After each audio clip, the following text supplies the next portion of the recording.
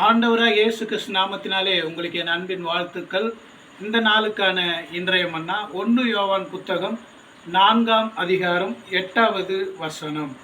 அன்பில்லாதவன் தேவனை அறியான், தேவன் அன்பாகவே இருக்கிறார். பாருங்க, கிறிஸ்தவத்தின் அடிப்படையே அன்புதான். பிதாவாகிய தேவன் நம்மேல் வைத்த அன்பின் நிமித்தம் தம்முடைய ஒரே குமார் நாம் இயேசு கிறிஸ்துவை இந்த பூமிக்கு அனுப்பினார். அன்பு அதன் மூலம் வெளிப்பட்டது.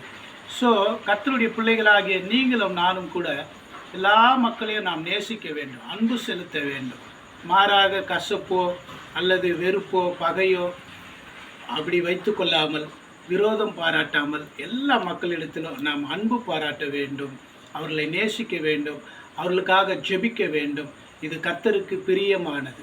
ஆனால் ஐக்கியம் பாராட்ட முடியாது. எல்லா மக்களையும் நாம் நேசிக்கலாம், அவர்களுக்காக ஜெபிக்கலாம், அன்போடு பட்சமாய் நாம் இருக்க வேண்டும். ஆவியானவர் நமக்கு உதவி செய்வார்.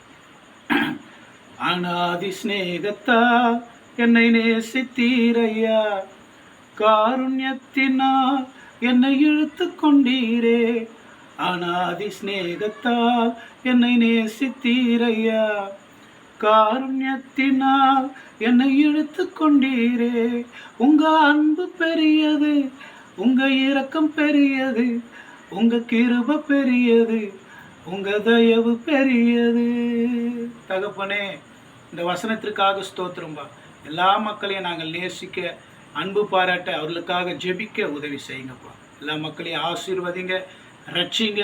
நீங்கள் அன்பாகவே இருக்கிறீர் ஆண்டவர். எல்லா மக்களையும் நீங்கள் நேசிக்கிறீர். உங்களுடைய அன்பை ஒவ்வொருவரும் உணர்ந்து கொள்ள உதவி செய்யுங்க. ஆசீர்வதிங்க. இயேசு கிறிஸ்து மூலம் பிதாவே, ஆமென்.